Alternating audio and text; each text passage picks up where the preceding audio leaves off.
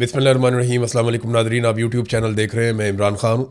Nadreen, Donald Trump ने 3 दिन पहले और उसके बाद 2 दिन पहले और उससे पहले भी ये बार बार स्टेटमेंट दिया है कि ईरान से वो यूरेनियम ले लेंगे। बल्कि डोनाल्ड ट्रंप ने 3 दिन पहले ये दावा भी किया कि ईरान अपनी यूरेनियम अमेरिका के हवाले करने पर राज़ी हो गया। ये दावा सुन के मैं भी हैरान हो गया था और समझ नहीं आ रही थी कि इतनी बड़ी कुर्सी पे बैठा हुआ शख्स इतनी गैर जिम्मेदारी वाली बात कैसे कर सकता है। तो मुझे लगा कि शायद वाकई ईरान अपनी यूरेनियम अमेरिका को देने पर राज़ी हो गया। कुछ बड़े अच्छे जर्नलिस्ट हैं, उन्होंने भी ये कहा कि वाकई में डोनाल्ड ट्रंप ने ये स्टेटमेंट दिया है तो ऐसा हो जाएगा। इंटरनेशनली ये खबर छप गई थी, लेकिन बाद में ईरान की जानिब से चिट्टा इनकार आ गया। ईरान ने कहा जी हम तो नहीं करते, हम यूरेनियम तो नहीं देंगे। फिर डोनाल्ड ट्रंप ने कहा नहीं जी, कोई और सोल्यूशन है, कोई और तरीक़ाकार है, उसके तहत वो यूरेनियम रहेगी ईरान में, लेकिन निगरानी में रहेगी और वो कुछ और मामला हो जाएगा। इस तरह से डोनाल्ड ट्रंप ने खुद तो नहीं, लेकिन उसके साथियों ने, उसके करीबी लोगों ने मीडिया में ये चलवा दिया। अब डोनाल्ड ट्रंप ने आज के दिन में एक नया स्टेटमेंट दे दिया। नए स्टेटमेंट में डोनाल्ड ट्रंप ने कहा कि एक ऑपरेशन हुआ था मिडनाइट हैमर। ये ऑपरेशन पिछले साल ईरान के खिलाफ किया गया था अमेरिका और इसराइल की जानिब से। ये जून 2025 की बात है।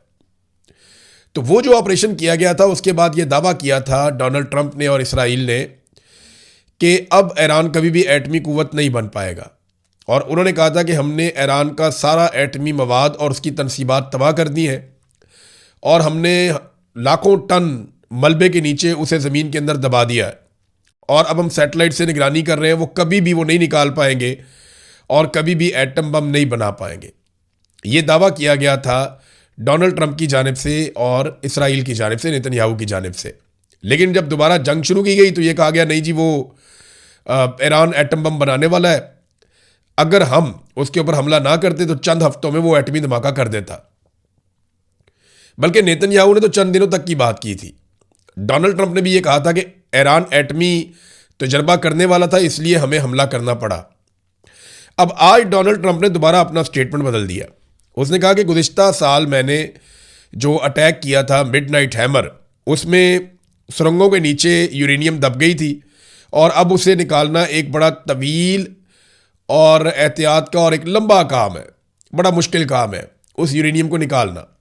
यानी डोनाल्ड ट्रंप, एक आपने कहानी सुनी होगी, वो लोमड़ी छलांग मारती है अंगूरों के गुच्छे पे, वो उसके हाथ नहीं आते, फिर वो भाग कर आती है, ज़ोर से छलांग मारती है, फिर वो उसके हाथ नहीं आते, फिर वो कोशिश करती है, उसके मुंह में पानी आ रहा होता है कि मैं ये अंगूरों के गुच्छे किसी तरह उतार लूँ। लेकिन जब काफ़ी कोशिश के बाद भी लोमड़ी वो गुच्छे नहीं उतार सकती तो आखिर में वो लोमड़ी कहती है कि अंगूर ही खट्टे हैं। अब डोनाल्ड ट्रंप जो है वो इस किस्म की बात कर रहे हैं कि जनाब ये तो यूरेनियम दब गई ज़मीन के अंदर। तो फिर पहला सवाल डोनाल्ड ट्रंप से ये होगा कि अगर यूरेनियम मौजूद नहीं थी तो आपने इतनी बड़ी जंग शुरू क्यों की? इसी यूरेनियम के लिए तो आप लड़े थे। आपने तो कहा था कि एटमी हमला होने वाला है या एटमी धमाका होने वाला है या तजर्बा होने वाला है, तो इसलिए हमने जंग शुरू की। अब डोनाल्ड ट्रंप जो है वो फेस सेविंग लेने के लिए ये कह रहे हैं कि जनाब वो यूरेनियम तो ज़मीन के बहुत नीचे दब गई है, लिहाजा उस यूरेनियम को निकाला नहीं जा सकता, ये मुमकिन नहीं है। डोनाल्ड ट्रंप ने यह कहा। 22 तारीख तक की जो डेडलाइन है सीज़ फायर की, जो पाकिस्तान के वज़ीर आज़म को एक ट्वीट भेजा गया, उन्होंने उससे कॉपी पेस्ट किया। वो 2 हफ्ते अब पूरे हो रहे हैं। 22 तारीख को, 22 अप्रैल को डेडलाइन ख़त्म हो जाएगी और उसके बाद लड़ाई शुरू हो सकती है, क्योंकि सीज़ फायर की डेडलाइन ख़त्म होगी तो इसराइल भी हमला कर सकता है, ईरान भी कर सकता है और अमेरिका भी कर सकता है, जैसे कि पहले उनकी लड़ाई चल रही थी। क्या इस सीज़ फायर में तोसी होगी? तो इसका इम्कान इस बात पे है कि फ़रीक़ैन मुज़ाकरात करना चाहते हैं या नहीं करना चाहते। जेडी वेंस जो है वो गुज़िश्ता 2 दिनों से इंतज़ार कर रहे हैं ग्रीन सिग्नल का, कि तेहरान की जानिब से उन्हें ग्रीन सिग्नल मिले कि हम भी आ रहे हैं मुज़ाकरात करने के लिए, आप भी आ जाए।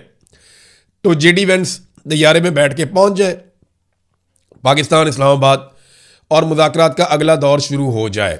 पाकिस्तान ने पूरी कोशिश की है, ईरान से भी मुलाकात की है, बाकी ममालिक से भी मुलाकात की है, अमेरिका से भी दरख्वास्त की है और बार बार अमेरिका को ये कहा है कि आप लचक दिखाएं। लेकिन अगर अमेरिका लचक दिखाता है तो फेस सेविंग नहीं मिलती। ये बड़ा इशू है अमेरिका के लिए। एक इशू अरब ममालिक के लिए भी बना हुआ है, उस पर हम बाद में बात करते हैं। लेकिन ईरान ने अभी तक कोई जल्दबाजी नहीं दिखाई। आप अगर देखें गुज़िश्ता 5 दिनों के स्टेटमेंट, तो डोनाल्ड ट्रंप का हर रोज स्टेटमेंट आता है कि मुज़ाकरात होने वाले हैं, जंग खत्म होने वाली है, मुज़ाकरात होने वाले हैं, हम बड़ी अच्छी डील करने वाले हैं, हम बुरी डील नहीं करेंगे, ईरानी बड़े अच्छे लोग हैं, ईरानी बहुत बुरे लोग हैं, ईरानियों को हम मारेंगे, हम धमाके करेंगे, नहीं तो मुज़ाकरात कर दें, नहीं तो पूरा मुल्क मैं तबाह कर दूंगा, नहीं तो मुज़ाकरात कर लें, मुज़ाकरात होने वाले हैं, मेरी टीम रेडी है। ये बात डोनाल्ड ट्रंप हर थोड़ी देर के बाद कहते हैं। एक ऐसा घंटा भी गुजरा जिसमें डोनाल्ड ट्रंप ने 47 पोस्टें कर दी अपने ट्रुथ सोशल मीडिया पे। ये तो ऐसा लगता है वर्ल्ड रिकॉर्ड बनाने जा रहा था अमरीकी सदर। दुनिया के किसी सरबराह मुमलिकत ने इस तरीके से ट्वीट नहीं किए। ये नहायत गैर संजीदा और फ्रस्ट्रेशन वाला मामला था। देखिए, मुज़ाकरात के लिए अमेरिका डेस्परेट है। ईरान ने कभी नहीं कहा कि मुज़ाकरात हम करना चाहते हैं, बल्कि हम सब ये जानते हैं, पूरी दुनिया ये जानती है कि अभी मुज़ाकरात में जो ताख़ीर हो रही है वो ईरान की वजह से हो रही है, अमेरिका की वजह से नहीं हो रही। ईरान तो पाकिस्तान के साथ वाला मुल्क है, वो 1-2 घंटे में आ जाएंगे पाकिस्तान में। असल मसला जो है वो अमेरिका का है।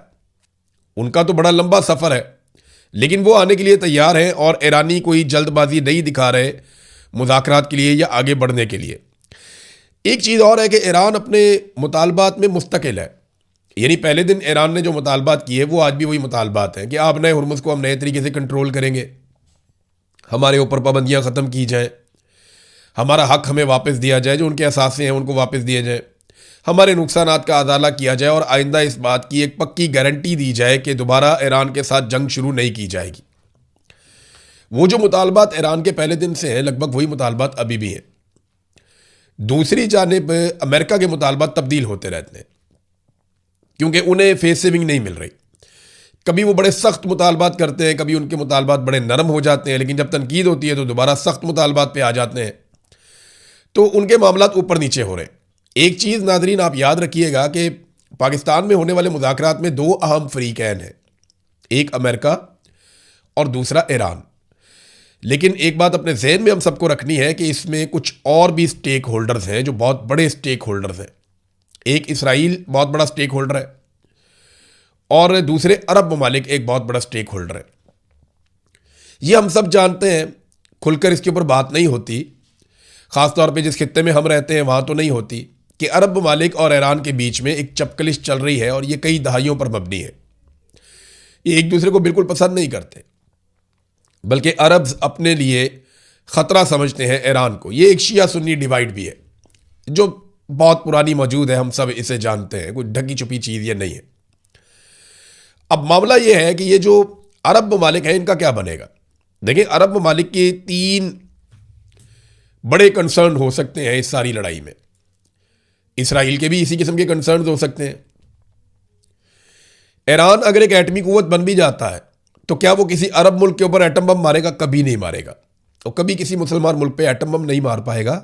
ये बात अरब ममालिक जानते हैं, अच्छे से जानते हैं।